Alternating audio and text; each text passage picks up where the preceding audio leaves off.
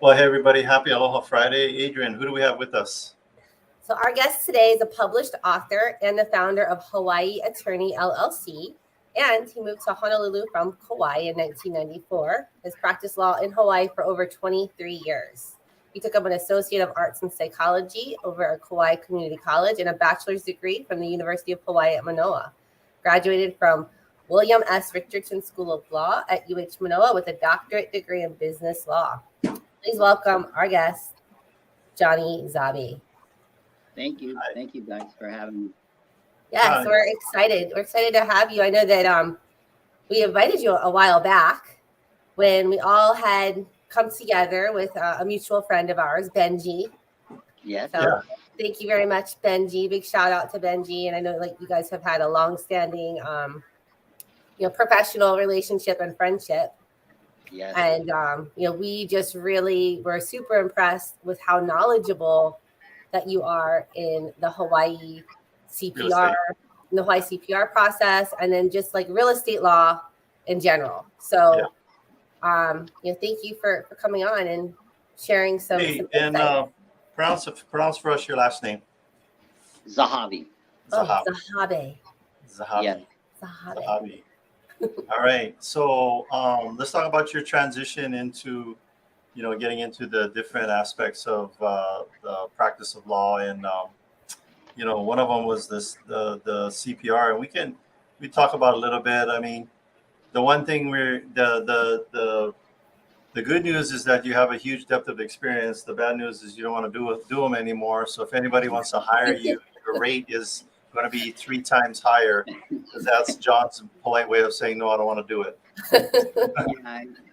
I do. I'm doing a few projects for existing clients, and a couple on Kauai and a couple here on North Shore.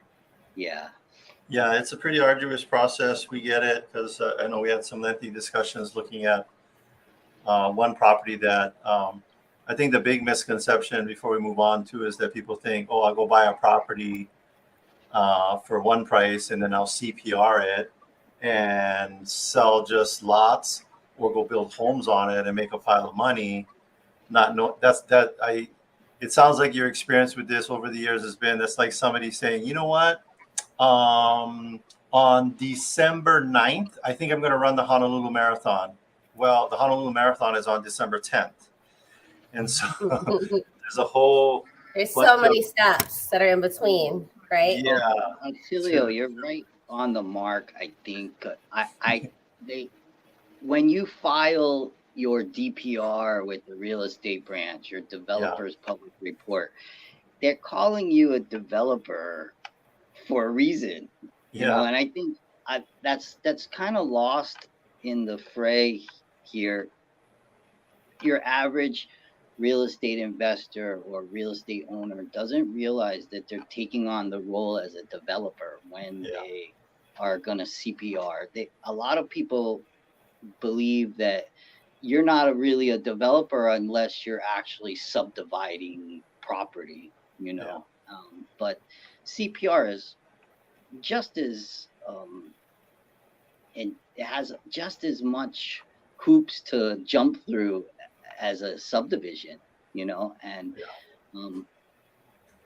you also assuming too that you're the attorney helping you with the project and the surveyor and the architect, if there's improvements, are going to kind of jointly work together and act as a developer for you. But those professionals will be looking to you as the property owner and the person wanting to submit the project to the real estate branch. They're going to look to you as the developer and be looking to you to obtain some documents that are needed and to make some decisions. Yeah. So John, you mentioned like 2 different processes, one CPRing, the other one subdividing. For the lay people out there, like what's the main difference between these 2 different, processes of dividing up lands? So it's a huge difference. When you subdivide a project and when you subdivide a parcel, then each separate parcel of land becomes its own fee simple parcel of land with its own TMK, and it can be encumbered by itself, meaning things can be recorded on title on that specific lot or parcel, and you don't have to answer to anybody else. Yeah. What I think a lot of developers catch on to when they get more experience is that a CPR is nothing more than a glorified co-tenancy agreement. Yeah. So that's why when you record the declaration of condominium property regime in the Bureau of Conveyances or Land Court, they immediately assign separate tax map key numbers, because creating the CPR does not require approval from the real estate branch, right? There's no state approval required. I can go and file a CPR on my land, and that's the same as recording a co-tenancy agreement, for example. So it's just dictating the relationship between people that are going to share ownership of a piece of land. Right?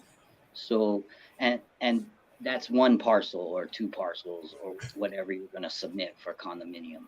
So that's the big difference, is that you're going to be in this relationship with these other owners, very similar relationship to being a co-tenant on a piece of property, or a joint tenant by the entirety. You're going to be in a relationship with these other persons, even though there's these imaginary boundary lines on the condominium map. You're really all still on the same lot, right? Yeah, I think a lot of people, and also the word condominium, what does it stands for? What, condominium property regime or something like that?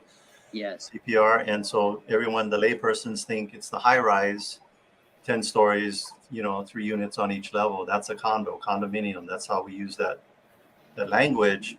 But now we're seeing developers, with how expensive the land is, doing single family homes as condominiums, so that they can put more homes on smaller land, smaller lots, make more money, make more profitable, maybe even help out with the pricing. And then we just bought something. It's a commercial condominium. So it applies in the different areas. Is people need to understand, because they, and then for us too, and help me understand it too. If it's a CPR, my easy layperson, well, from the street, you would see 1014 Lanai Street, and then you would see 1014B, 1014C from the street. So you would automatically think, oh, must be one CPR. And then you go on the tax map key, and I always say, the last 4 numbers, is it 1 zeros or is there a number? Yeah, absolutely correct. So condominiums is really this idea created mostly in Florida, and you can create a condo. I've created condominiums from boat docks, so you really need only a box of air to define your condominium. So it can be pretty much anything. And we've even kind of moved away from shooting coordinates from the triangulation station in that area and defining a spatial unit condominium, which is a box of air, by coordinates, where now that's not even required. You can define a condominium unit by anything, really. So that was something that came out of the transition, and like you said, adopted. We always get the stuff from I think the one thing that was created here was poi, but then everything else we got from the mainland, and then we adopted it, Hawaiian style here. I'm half Egyptian, so I like to say that you got everything from us. There you go. And it all came from Egypt, right? Yeah. Right. The pharaoh made the little pyramids off to the side was the original CPR way back when. Yeah, exactly. Yeah. For all his wives and stuff. But the other thing we want to transition into, we're seeing more and more of it as a product of the environment we're in, which is the high interest rates, which is what, Adrian? What's the question we got for John? So what, like, people are trying to be a little bit more, creative and resourceful with acquiring properties. And, with that being said, we're seeing a little bit more of these, seller financing, people looking for like a rent to own, assumable type mortgages. And we wanted, your take or advice when, you're faced with that. If you're thinking about getting into one of those transactions, what's your biggest tips? Well, I think I've had a lot of people approach me lately with joint family sales and things, and there's a lot of considerations. I think installment type contracts can really work great for a family. The elderly part of the family can collect interest from the younger generation for like an agreement of sale payments, for example, and that can kind of be sort of a retirement nest egg, but at the same time, you can pass on a piece of property within the family, and that buyer in your family can get a interest deduction, so there's a lot of interesting new ways to do seller financing. Well, they're not new. I mean, they've been around a long time, and it seems like it runs in a cycle. As interest rates go low, many people are more interested in just your regular commercial mortgage. And then as interest rates rise, and as you reach 7%, that's a pretty good return on your money for parents that are selling real estate to children or to cousins or whatever. You'd kind of be hard pressed unless you were willing to risk your money in the market to find a 7% return where you could get that on an agreement of sale, or even a recorded mortgage and promissory note where you still retain foreclosure power. But that's kind of the key. I have a lot of like trusts, revocable living trust or irrevocable living trust, the trustees wanting to pass on property and maybe get some income to an elderly individual in the family. But then sometimes they don't realize that lien needs to be perfected for the money. It's either a gift or it's a loan. And if it's a loan, it needs to be properly perfected. And especially in Hawaii, we have land court here. So if your lien is not recorded on title, then you're going to have a hard time collecting the money on that note if something goes wrong. So when you involve estates, then you have to make sure that the trustees seller financing a piece of property are fulfilling their fiduciary duties as trustees. So a lot of times that means the seller not selling the property for less than fair market value, and that interest rates can't be unreasonably low, and you can't just gift the money when you have beneficiaries that you have to consider. So that's a lot of the issues that come up in Hawaii, and the letting local people know that they need to have something recorded on title, and getting them to be willing to encumber a relative's property is sometimes it's difficult conversation. Yeah, because I can imagine if they ever had to get to the point and you got to go like foreclose on your uncle or something like that. That's going to be like a very awkward and uncomfortable situation. But I think people, like you said, you're the one that's creating the instrument. the vehicle, but they got to understand uh, the repercussions down the road should it go sideways. But So, yeah, go ahead, Adrian. so John, so you've had you've been seeing like an increase of families coming to you for this kind of advice and this service, making sure that they're really thinking things through, as far as that internal transaction. Now, what if they're not related and they're just trying to, like you said, make a good return on their money, because we're at close to 7%? How does that look for the people that are not related? It looks great, but I had a older law partner, Jim Stubenberg, and he was practicing here in Hawaii since the bar numbers were 3 numbers, which means a long time. So I mean, he always had a saying that it's hard to make people do things with paper, right? So I can draft, I could draft the most beautifully drafted agreement of sale between unrelated parties or related parties. It doesn't really matter. Yeah. And it's a risk investment.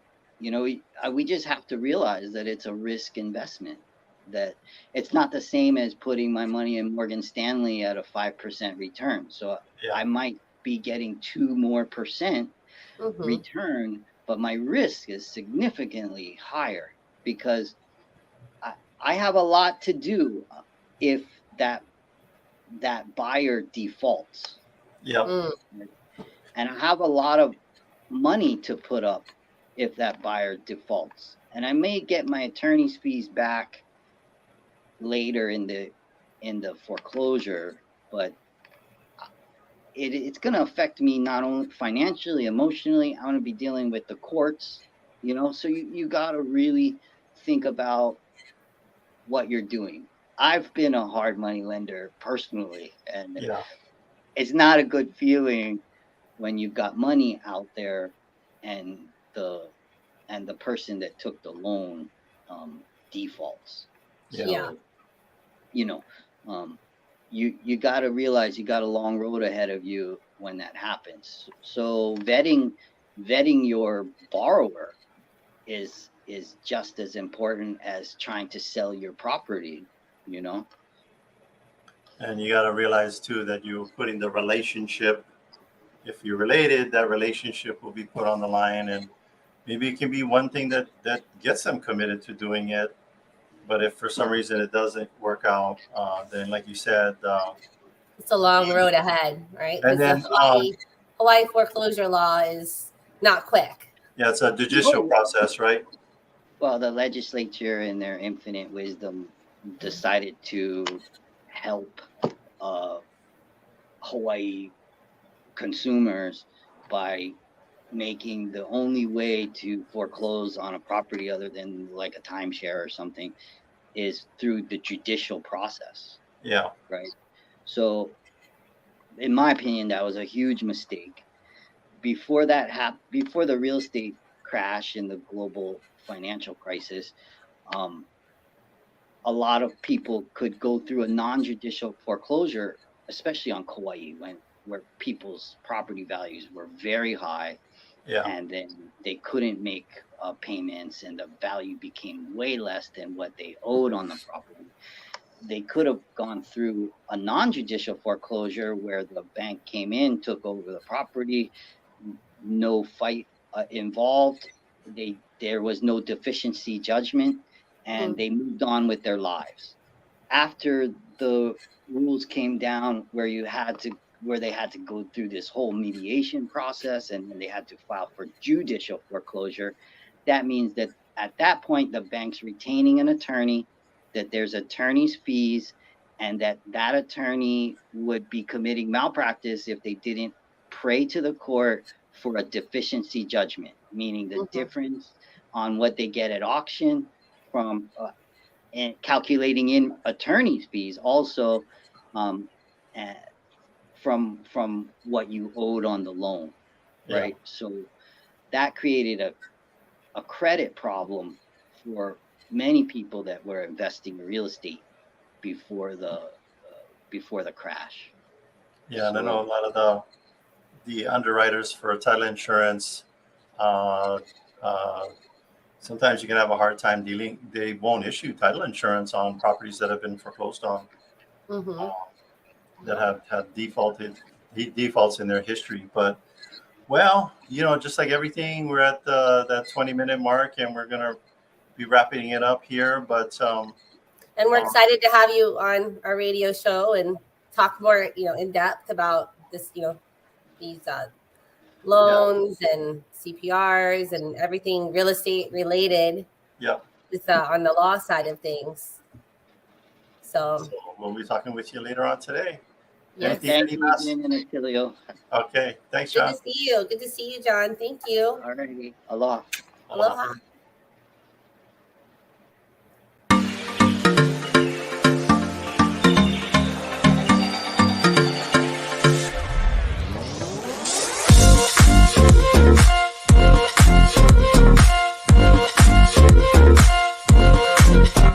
back.